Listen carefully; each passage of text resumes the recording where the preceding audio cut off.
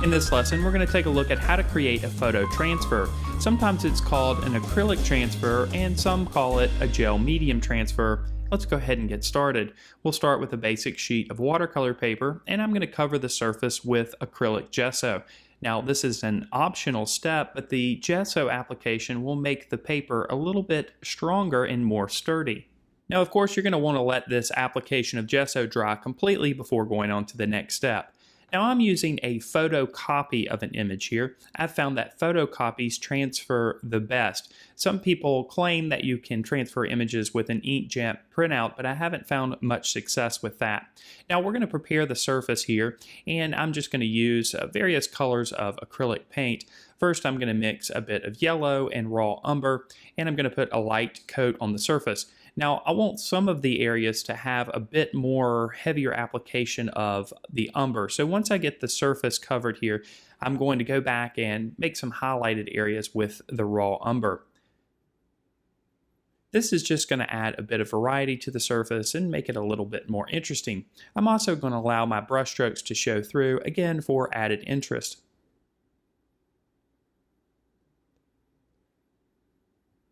Now, while the surface is still wet, I'm going to take the opposite end of my brush and just scratch out some patterns. Again, this is completely optional. You can get very creative with this and do a variety of different textures or patterns if you like. It really doesn't matter. It's completely up to you.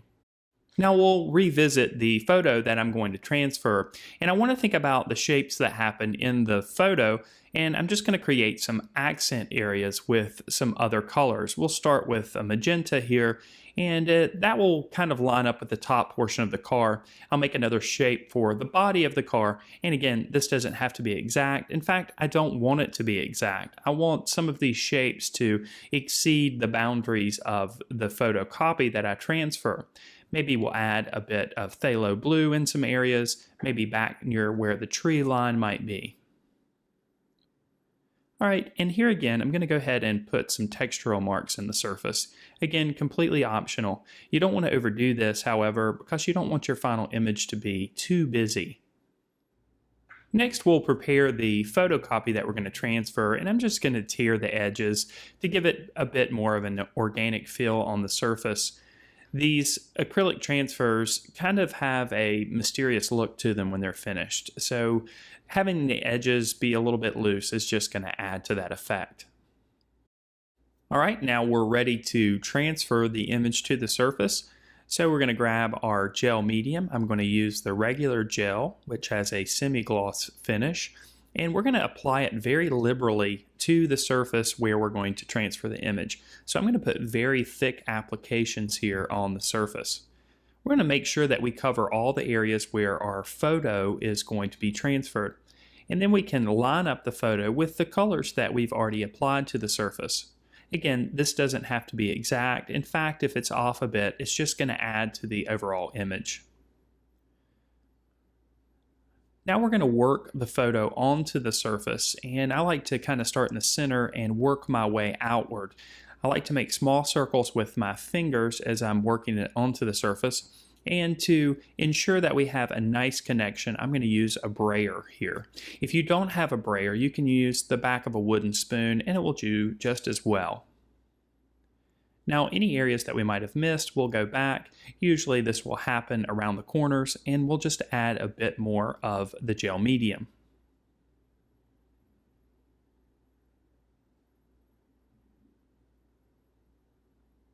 And of course, I'll check all of the edges just to make sure that there are no loose edges that might have some ink that needs to be transferred.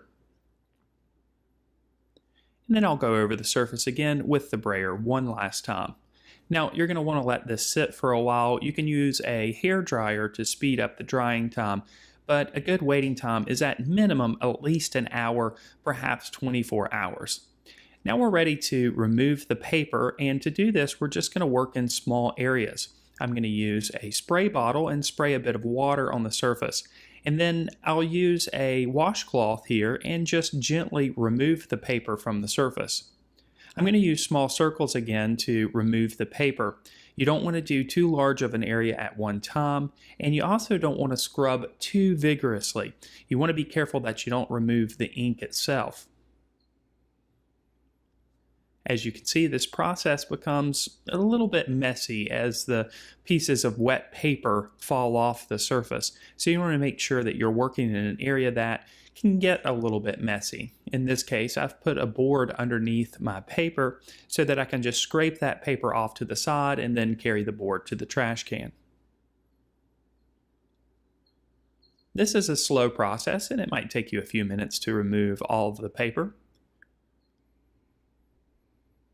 Now, once your image is allowed to dry, you might notice a few areas where the white paper still shows through.